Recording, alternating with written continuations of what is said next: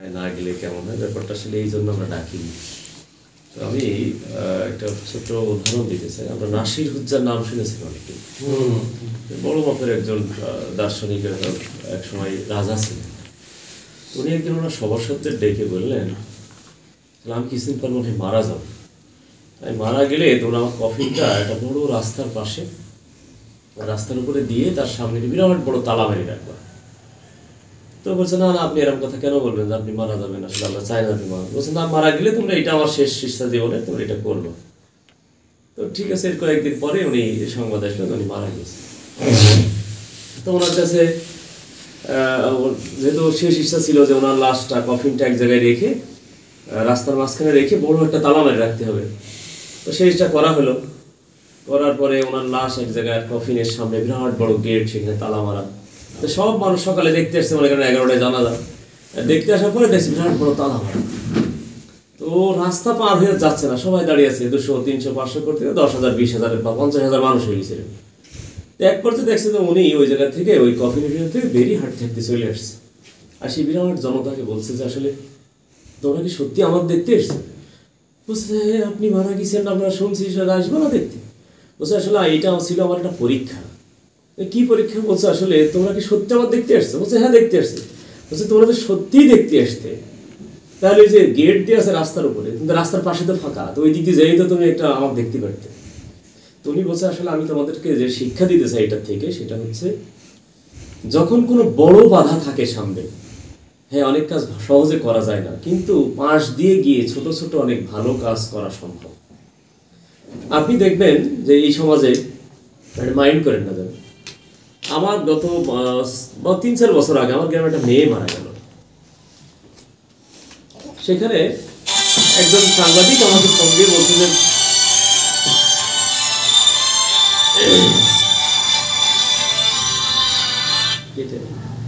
একজন সাংবাদিক আমাকে ফোন দিয়ে বলছে যে, ভাই এই নিউজটা হবে, মারা গেছে, নিউজ হবে। তা বললো, যেটা মেয়ে বিষ খেয়ে মারা গিয়েছে বা গলায় ধরতে পারে, এটা নিউজ করাটা, মেয়ে মানুষ, এটা নিউজ করে। বলছে, না, না করলে 5,000 টাকা না দিলাম নিউজটা করবো। এখন বলেন, এই জায়গায় কিন্তু আমেরিকা আমাদের কাউকে বাধা দিই, এটা কিন্তু আমি নিজেই এটা একটা নিউজ করে একটা ইয়ে করার। তার মানে আমরা অনেক কাজ আছে যে কাজগুলো আমরা ছোট ছোট করে ভালো কাজগুলো করতে পারি। যেমন কালকে একজন সাংবাদিক একটা নিউজ করেছে, ছোট্ট নিউজ, সব নিচে ঠিক লিখছে, উপরে লিখে দিয়েছে এরকম যে রাসূল সাল্লাল্লাহু আলাইহি ওয়াসাল্লামের আদর্শই পারে মানবতাকে মুক্তি দিতে। এরপরে নিউজ শুরু করছে। নিউজ কিন্তু আপনি যা লিখবেন উনিও তাই লিখবেন। ওই কথাটুকু লেখার কারণে এই নিউজটা মানে ইসলামের একটা কথা ফোকাসিং হয়ে গেছে।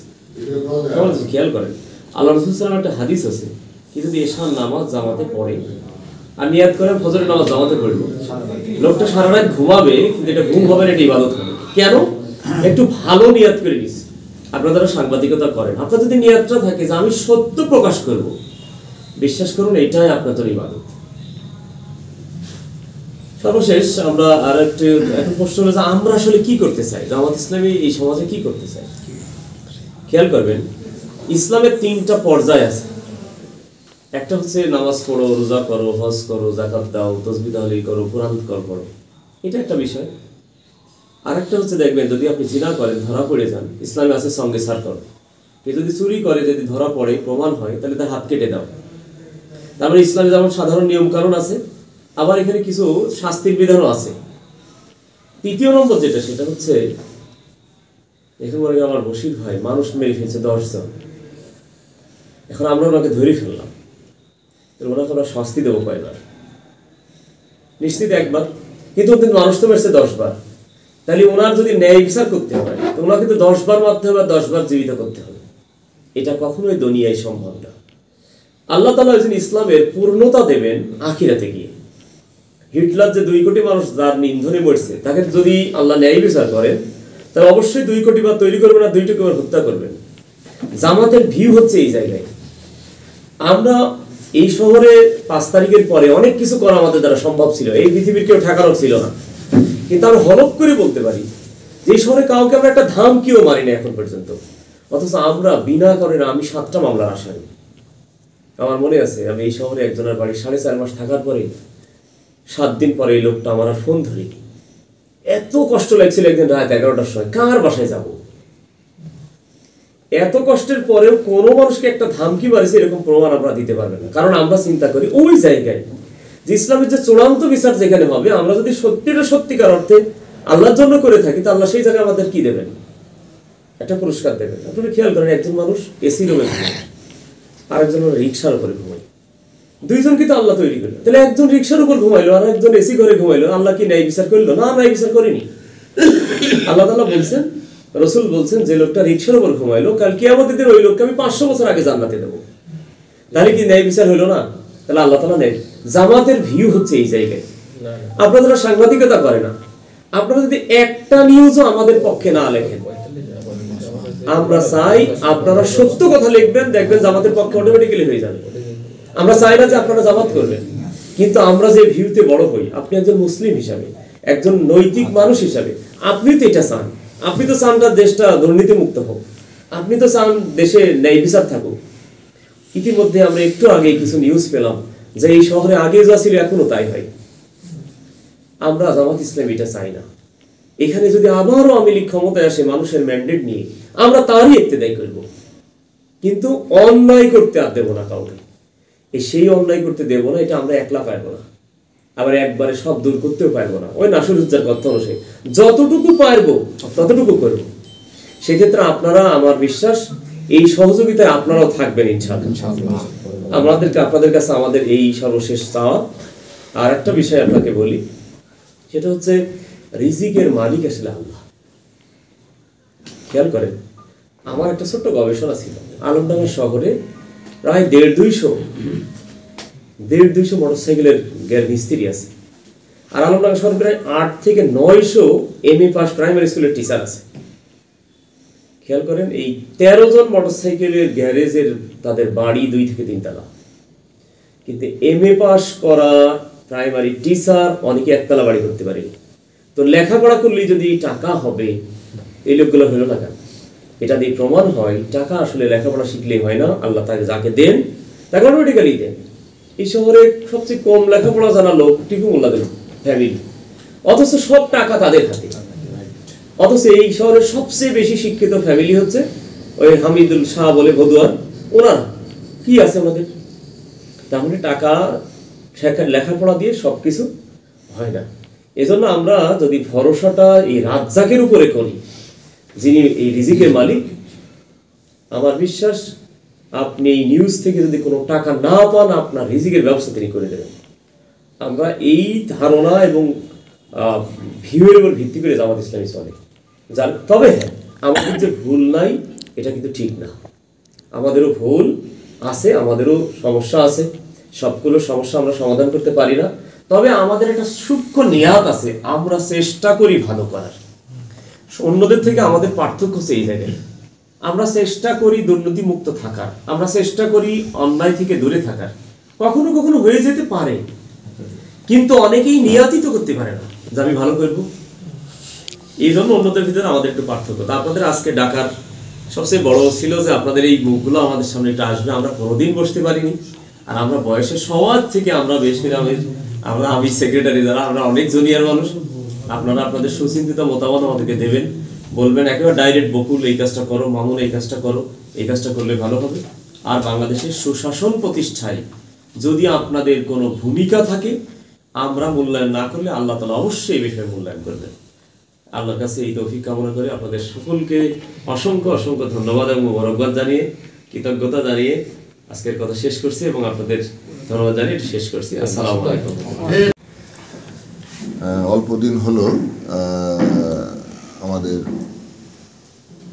অত্যন্ত স্নেহের ছোট ভাই বকুল আলমডাঙ্গা মহিলা ডিগ্রি কলেজের প্রভাষক ইংরেজি বিভাগের আলমডাঙ্গা উপজেলা জামাতের আমির হিসাবে নির্বাচিত হয়েছে। সেজন্য আমরা প্রেস ক্লাবের পক্ষ থেকে অভিনন্দন জানাচ্ছি। পাশাপাশি আমাদের মামুন সাহেব পুনরায় সেক্রেটারি মনোনীত হয়, তাকেও আমরা আমাদের পক্ষ থেকে অভিনন্দন জানাচ্ছি।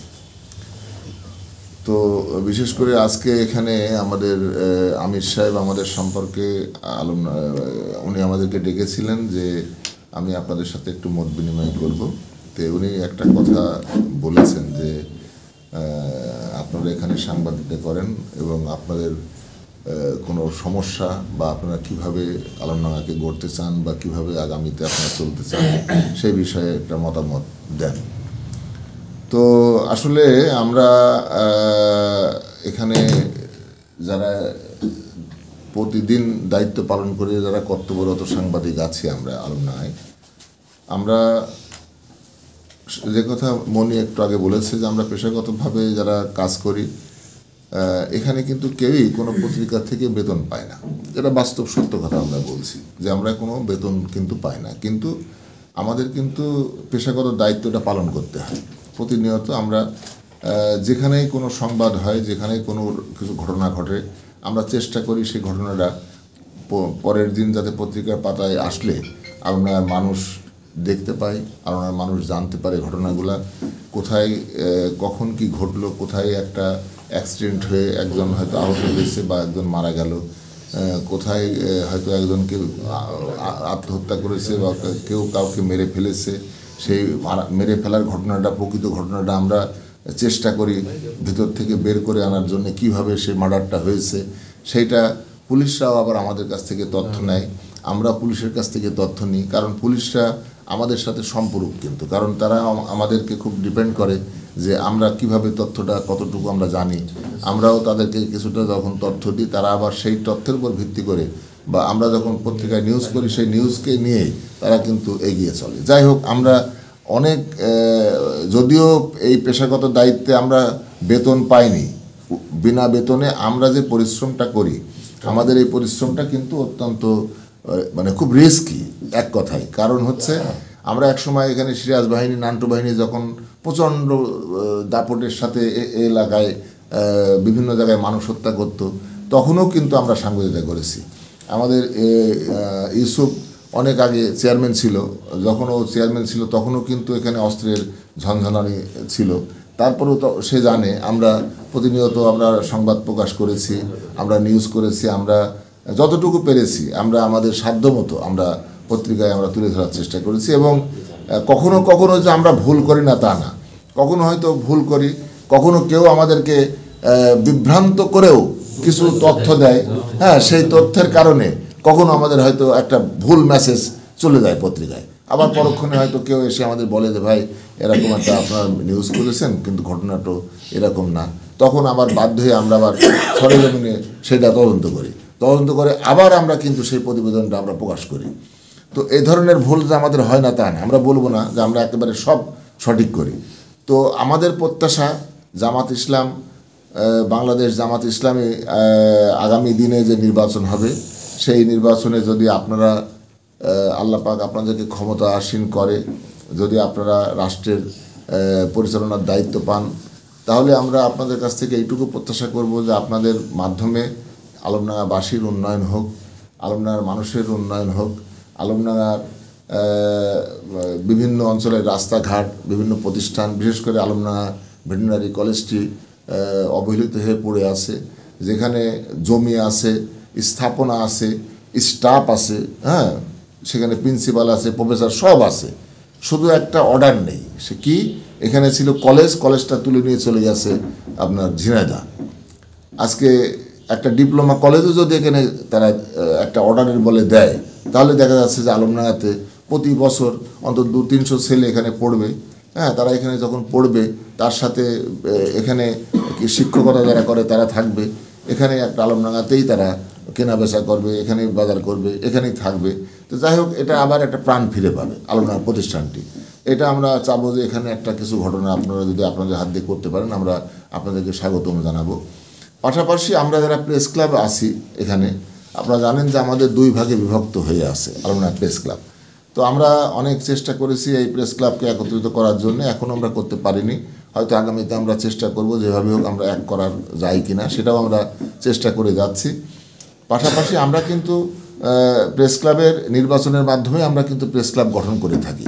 তো যাই হোক, এখন আমরা আপনাদের কাছ থেকে একটা আশা করব যে আমাদের কোনো স্থাপনা নেই, আমরা থ্যাঙ্কলেস জব করি, প্রতিনিয়ত আপনাদের কথাই কিন্তু আমরা লিখি। আপনার আজকেও আমার 3টি নিউজ আপনাদের আছে আমার পত্রিকায়। তো আমি কিন্তু প্রতিদিনই আমরা কেউ না কেউ যারা এখানে আছে আমরা সবাই আপনাদের কথাই লিখে যাচ্ছি। তো আপনার কথা লিখি, বিএনপির কথা লিখি, যারাই কোনো একটা অনুষ্ঠান করে বা এখানে যারা সরকার বাহাদুর আছেন, বিশেষ করে আমাদের উপজেলা প্রশাসনের যিনি প্রধান ব্যক্তি নির্বাহী অফিসার, উনি যদি কোথাও কোনো কিছু করে আমরা সেটা লিখি। এখানে ওসি যদি কোনো কিছু ঘটনা কোথাও কিছু করে আমরা সেটা লিখি। এসপি মহোদয় আসলে লিখি, ডিসি মহোদয় আসলে লিখি। যেটাই হোক না কেন, এখানে কোনো চেয়ারম্যান ইউনিয়ন পরিষদে যদি কোনো কিছু করে সেটাও আমরা তুলে ধরি। তো আমরা কিন্তু প্রতিনিয়ত মানুষের কথা লিখে যাচ্ছি, কিন্তু আমাদের কথা কেউ ভাবে না। আমরা কিভাবে আছি, আমরা কিভাবে থাকব, আমাদের বাল বাচ্চা কীভাবে চলবে, হ্যাঁ, আমাদের কথা কিন্তু কেউ কখনো একটু মাথায় নিয়ে ভাবে না। আমাদের পত্রিকারা তো ভাবেই না। তারা মনে করে যে আমরা একটা কার্ড দিয়েছি মানে সেই সন্ত্রাসী বাহিনী থাকে না, যে সন্ত্রাসী হাতে একটা অস্ত্র দিয়ে দেয় যে তুই যা পারিস করি খা, হ্যাঁ। তো সেরকমভাবে আমাদের অনেকটা এই পেটাটা এরকম টাইপের। তো এইটা কিন্তু কেউ ভাবে না যে আমরা কিভাবে চলবো। তো যাই হোক, তারা ভাবে যে আমরা যখন সাংবাদিক এলাকায় করি তাহলে নিশ্চয়ই কোনো না কোনো জায়গায় থেকে মনে হয় কিছু সামহাও কিছু ইনকাম করি আমরা, তাদের একটা ধারণা এটা। কিন্তু আপনারাই ভালো জানেন যে এ পর্যন্ত আপনাদের নিউজ করার পরে আপনারা কে কয় পয়সা আমাদেরকে দিয়েছেন আপনাদের কাছে আমি প্রশ্ন রাখতে চাই, হ্যাঁ। তো সেই হিসাবে আমরা একেবারেই মানে আমাদের নিজের যে খরচটা হয় সে খরচও আমরা পাইনি।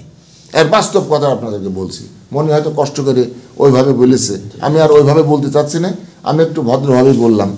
তো যাই হোক, তারপরেও আপনাদের কাছে আমরা প্রত্যাশা করব আপনারা যদি আল্লাহ আপনাদের তৌফিক দেয়, আপনি আমাদের একটা প্রেস ক্লাব করার মতো জায়গা করে দেবেন, একটা স্থাপনা করার ব্যবস্থা চেষ্টা করে দেবেন, এবং যেখানে বসে আমরা অন্তত মিরপুরে প্রেস ক্লাব আছে, আপনার মেহেরপুরে প্রেস ক্লাব আছে, আপনার কুমারখালীতে প্রেস ক্লাব আছে, আপনার দামোদরের মতো জায়গাতে প্রেস ক্লাব আমাদের কিন্তু নিজস্ব, জীবননগরে আছে, আমাদের কিন্তু নেই।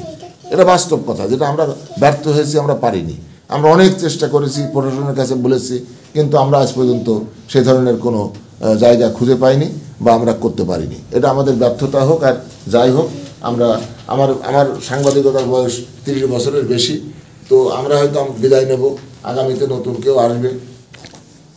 তো আমরা চাবো যে যারাই আসুক তারা যেন আগামীতে একটা ভালো কোনো একটা ঠিকানা পায়, আগামীতে আপনাদের মাধ্যমে যদি আমরা একটা কোনো ভালো জায়গা পাই, হ্যাঁ, সেই প্রত্যাশা আপনাদের কাছে করি। আর আপনাদের কাছে এইটুকু প্রত্যাশা করব, যেহেতু আপনারা দিনের কথা বলেন, আল্লাহর কথা বলেন, রসুলের কথা বলেন, তো আপনাদের হাত দিয়ে ভালো কিছু হোক এই প্রত্যাশা করব। আজকে দিনটা যদিও বাংলাদেশের জন্য খুবই একটা দুঃখের দিন, কারণ এই দিনে 1971 সালে তৎকালীন পাক সেনারা অনেক বুদ্ধিজীবীদেরকে হত্যা করেছিল, যাদেরকে তারা ভেবেছিল যে পাকিস্তান থেকে যারা নতুন একটা দেশ হবে যাতে এরা কখনো মাথা উঁচু করে দাঁড়াতে না পারে, মেধা শূন্য করার জন্য তারা সেদিন বেছে বেছে অনেক বুদ্ধিজীবীকে তারা হত্যা করেছিল। তো যাই হোক, আমরা চাবো যে আপনারা আগামী দিনে নতুন করে নতুন একটা দেশের স্বপ্ন দেখাবেন, এই দেশের মানুষকে নতুন করে কোনো ভালো কিছু কাজের জন্যে আগামীতে ভালো কিছু করবেন, এই প্রত্যাশা রাখছি আপনাদের কাছে। এই বলে আমি আমার বক্তব্য শেষ করছি। আরও যারা আছে তারা কথা বলবে। তোমরা দু একজন বলো, আতিক বলো কিছু। না বলুক, তো দু একটা কথা বলতে চাই। বলেন, জামরুল কিছু বললি বলো। বলো। সাংবাদিকরা কথা বললে কোনো ব্যাপার না। আসসালামু আলাইকুম, সবাইকে শুভ সন্ধ্যা। আজকের অনুষ্ঠানের সমান্ত সভাপতি, উপস্থিত বিশেষ অতিথি ও সহকর্মীবৃন্দ, সবার প্রতি রইল আমার আন্তরিক অভিনন্দন, শুভেচ্ছা, আসসালামু আলাইকুম।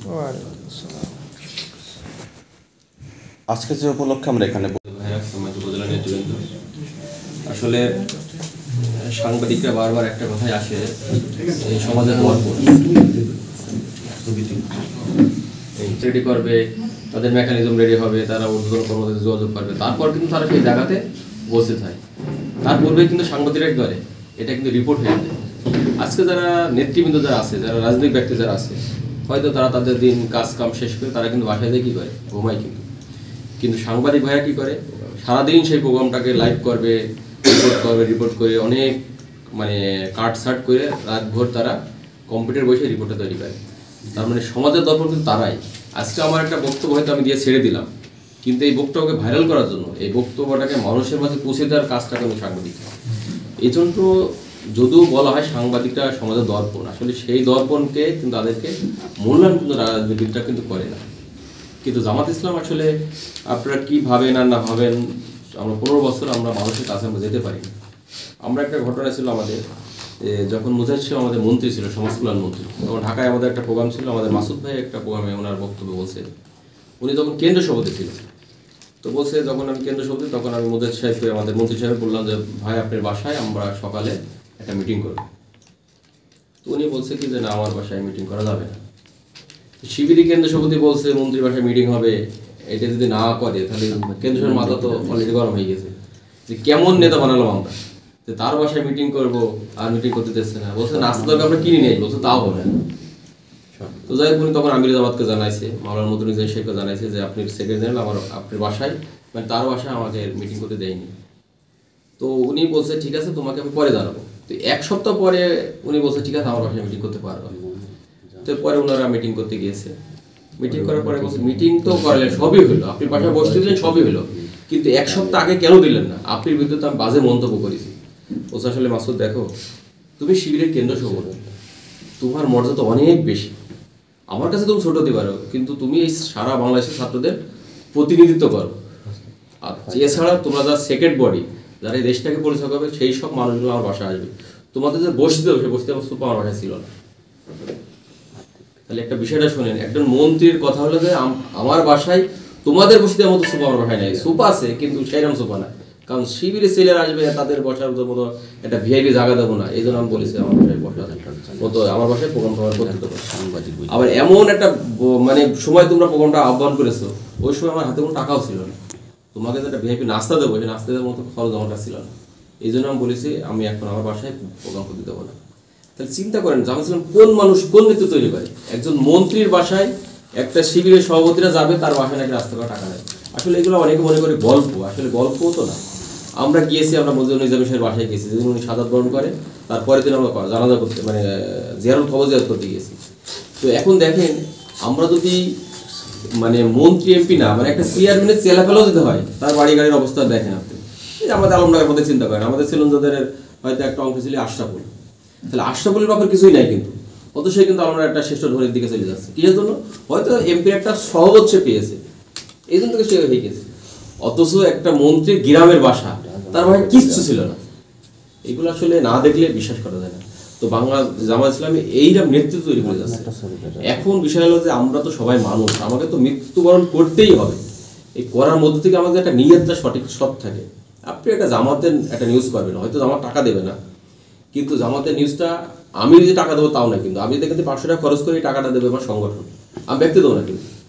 কিন্তু অন্যান্য দলে আছে সে যে ব্যক্তি দেবে, কিন্তু তার মানে এই টাকাটা আমার সাংগঠনিকভাবে আপনাদের দেবো। তার মানে আপনি জামাতে যদি কোনো নিউজ যদি করার মন মানে মানসিক চিন্তা যদি করে আসেন, আমার মনে হয় আল্লাহর কাছে একটা বরকত আপনাকে দিয়ে দেবে। কারণ কি আপনি ভালোর দিকে কিন্তু আপনি যাচ্ছেন, তাই না? এই জন্য অনেক ডাক্তার আছে দেখেন প্রেসক্রিপশনের উপরে লেখে যে আমি যখন অসুস্থ হই তখন তিনি আল্লাহ আমাকে সুস্থ দান করেন। আসলে এটার ভিতরে কিন্তু একটা বরকত আছে, কারণ সে প্রথমেই কোরআনের একটা আয়াত কিন্তু সেই জায়গায় দিয়ে দিয়েছে যে না, আমি কিছু না করলে আল্লাহ আছে করে এই রোগটা সেবা দান করার জন্য। এখন আপনার একটা ভালো কথা লিখবে, কি পৃথিবীর কেউ না দেখো, আল্লাহ তো দেখছে, আল্লাহ দেখছে না? তাহলে এর ভিতরে কি হবে, আমাদের একটা মঙ্গল কিন্তু আছে, কারণ আমরা মানুষ হিসেবে আল্লাহর কাছে আমাদের ফিরে যেতেই হবে। এই যাওয়ার পরে যদি আমরা কিছু নিয়ে যেতে পারি, এটাও আমাদের একটা মানে সার্থকতা। এখন বাংলা জামাত ইসলাম আপনারা অনেক আবদার করেছে, আসলে জামাত কি চাই কেন চাই, আমাদের ছাত্রগুলো 3টা বিষয় নিয়ে আমাদের কাজ। তো এই যে আপনাদের আহ্বানগুলো হয়তো যে কেউ কিন্তু করতে পারে, রাজনীতি ব্যক্তি ইচ্ছা করলেই, এটা আমাদের আজম ভাই বলছে, বেশি কিছু না, কিন্তু শুধু রাজনীতি ব্যক্তি একজন ইচ্ছা পোষণ করবে, এগুলো বাস্তবায়ন করা সম্ভব। একটা প্রেস ক্লাব, একটা উপজেলা, আমরা বিশ্বাস করি চুয়াডাঙ্গা জেলায় যত, যেমন আমাদের সংগঠন কথা চিন্তা করি, আমাদের 4টি উপজেলা আছে, 4টি উপজেলার ভিতরে 3টি উপজেলায় যে সংগঠন লোক আছে তার এই মানে তার অর্ধেক আমাদের আছে আলমডাঙ্গা। সব দিক থেকে আলমডাঙ্গা উন্নত, কিন্তু একটা প্রেস ক্লাব থাকবে না, একটা প্রেস ক্লাবের জায়গা থাকবে না, এটা তো হতে পারে না। সেটাই। আমরা যেমন চুয়াডাঙ্গায় আমাদের এই ছাত্র আন্দোলনের একটা মিটিং হলো চুয়াডাঙ্গা প্রেস ক্লাবে, সেখানে কিন্তু ভাড়া দিয়ে আমাদের প্রোগ্রাম করা লেগেছে, সেখানে এসি করা, সেখানে সভাপতি চেয়ার আলাদা, সেক্রেটারি চেয়ার আলাদা, বিভিন্ন সম্পাদকের চেয়ার আলাদা, তা আলমডাঙ্গা থাকবে না কেন? সেটাই তো। তার মানে এখানে কোনো রাজনীতিবিদরা এই চিন্তা কিন্তু তারা করেনি। তা আমরা আশা করবো যে সামনে যারা আসবে তাদের মাধ্যমে অবশ্যই গ্রুপ যে করে হয় হোক, কিন্তু প্রেস ক্লাব একটা চাই। আবার যেমন আমাদের ভেটারের কথা বলা আছে, আলমডাঙ্গাকে ভালো কিছু করার জন্য কোনো রাজনীতি চিন্তা করিনি। মেহেরপুরে একটা মন্ত্রী পেয়ে সেখানে রাস্তাঘাটে পাকাবে আছে, অথচ আলমডাঙ্গা একটা হইপত পেয়েছি, কিন্তু আমাদের ভেটারের আমরা চালু করতে পারিনি। এই জন্য আপনারা যারা সাংবাদিক, আপনারা যদি এইসব দিকগুলো তুলে ধরেন, তাহলে মানে আলমডাঙ্গাটাকে উন্নয়নের একটা মডেল মানে তৈরি করা যাবে। সেক্ষেত্রে বাংলা জামাত ইসলামী আপনাদের পাশে থাকবে। আপনারা যদি আমাদের পাশে থাকেন, তাহলে সবাই মিলে আলমডাঙ্গা আমরা গড়বো, পারবো তো ইনশাআল্লাহ। তাই আসুন, আমরা আসলে আমরা কিন্তু ছোট মানুষ সবাই আছি, কিন্তু আপনারা আমাদের সাথে সিনিয়র, কিন্তু আমরা যদি সবাই কাঁধে কাঁধ মিলে যদি, কারণ আপনারা তো আসছেন, আপনাদের বেতন আসলে তো নাই, এই যেভাবে আসে ওইভাবেই চলেন, কিন্তু আমাদের সবাই মিলে যদি আলমডাঙ্গাকে উন্নয়ন করার জন্য, আলমডাঙ্গাকে আরো একটু মানে সমাজের বুকে তুলে ধরার জন্য যদি আপনারা আমরা সবাই মিলে যদি কাজ করি, তাহলে আমার মনে হয় আপনারা যে আবদারগুলো করছেন, আমরাও যদি ওই আবদারগুলোর সাথে একমত পোষণ করি, তাহলে মনে হয় মডেল উপহার দেওয়া হবে, তাই না? তাই আসুন, আসলে আমাদের জামাতের পক্ষ থেকে আপনাদের যদি কোনো ঝামেলা হয় আমাদের বলবেন, আমরা চেষ্টা করব। আর আমাদের রিপোর্টগুলো হয়তো আমাদের ওইভাবে আমাদেরকে বলবেও না যে ভাই আমাদের একটা এই রিপোর্ট করে দেন, আমার নামটা একটু বেশি করে দেন, অথবা আমাদের একটু ফুলিয়ে ফালিয়ে একটু আরো মানে ফাঁপিয়ে দেন, এর হয়তো বলবেন। যেমন আমাদের পক্ষ থেকে মানে আমার ভাইয়ের দায়িত্ব আছে, আমাদের পক্ষ থেকে একটা রিপোর্ট করবে, সেই রিপোর্টটা আপনাদের করা লাগবে, আপনাদের কাছে সহজ হয়ে যাবে। এই জন্য করবেন, তারপর আমাদের কি করণীয় আমরা সেটা তো আমরা চেষ্টা করবো।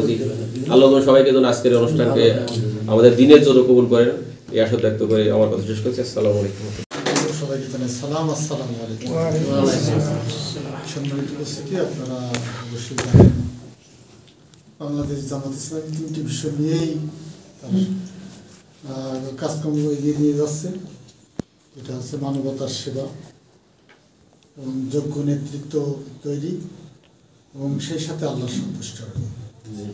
এই তিনটি উদ্দেশ্যকে নিয়েই আমরা সামনের দিকে আগাতে চাই।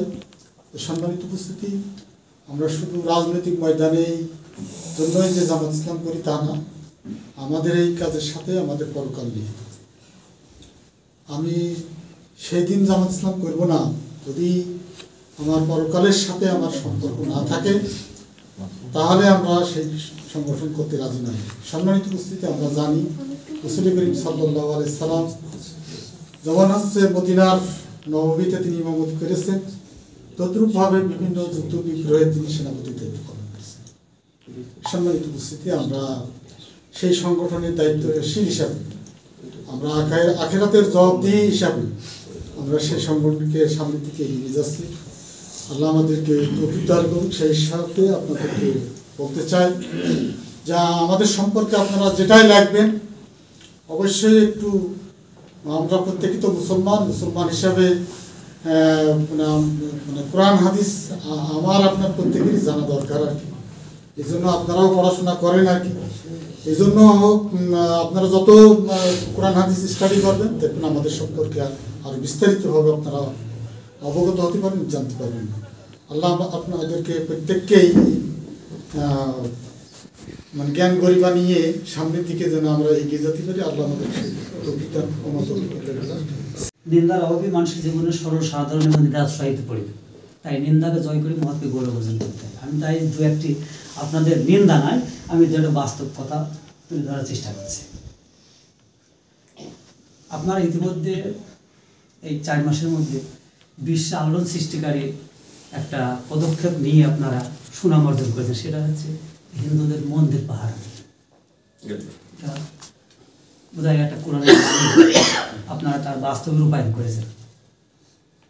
সকল ধর্মের মানুষরাই সমান অধিকার পাবে, এটা আপনারা সারা বিশ্বের কাছে একটা মেসেজ দিয়েছেন।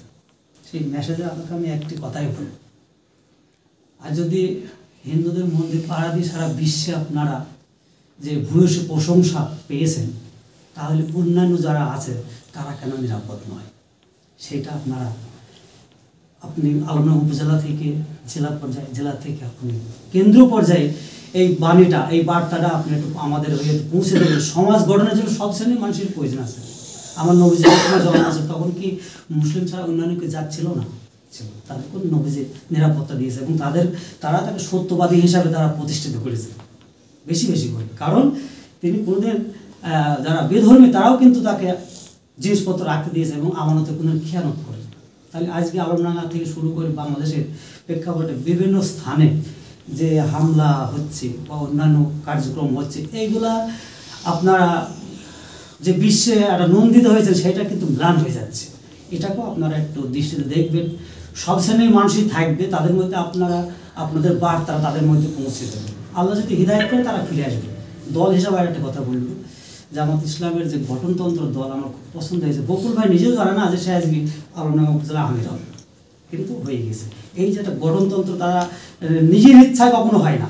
অন্যান্য দল দেখি যে সে আগেই প্যানেল দিয়ে বসে থাকে, এটা আমার খুব ভালো লাগে।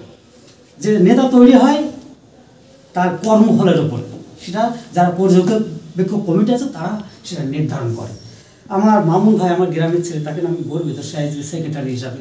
আমি আগে থেকেই জানতাম তার কর্মপদ্ধতি যেটা, সে একদিন একটা জায়গায় আসবে। দুঃসময় ছিল, সুসময় আসাটা অনেক বড় ব্যাপার। সুসময় তো অনেক ভালো ভালো লোক আসবে, কিন্তু না, জামাত ইসলামের গঠনতন্ত্র সম্পূর্ণ ভিন্ন। সুসময়, দুঃসময়, ভালো সময় সব সময়তেই একই তাদের রুলস চলে। এটা আমার খুব ভালো লাগে।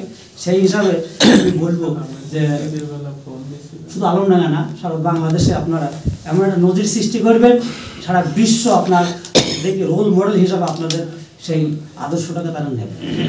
বাংলাদেশ থেকেই কিন্তু সেই জন্ম হোক, আমি সেই আশাবাদ ব্যক্ত করি এবং সকলকে সুস্বাস্থ্য কামনা করি। বাংলাদেশের সত্যের জয়গান হোক, মানুষের মধ্যে বৈষম্য দূর হোক, ঘুষ দুর্নীতি ছেয়ে গেছে সারা বাংলাদেশে, একেবারে রন্ধে রন্ধে পৌঁছে গেছে।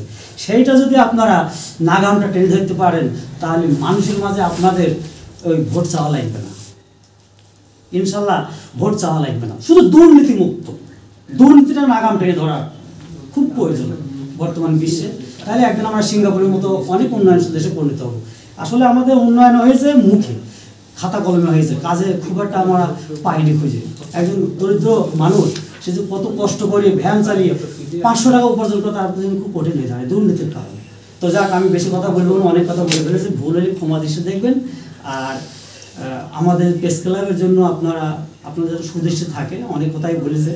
প্রেস ক্লাবটা একটা স্বাধীন শাসিত সংস্থা, কিন্তু সেটা বিভিন্ন রাজনৈতিক দলেরা কৌশল করে ব্যবহার করে ডিভাইডেড অ্যান্ড রুলস পলিসি করে এই বিচ্ছিন্নতা করে রেখেছে। এটা হবে, থাকবে।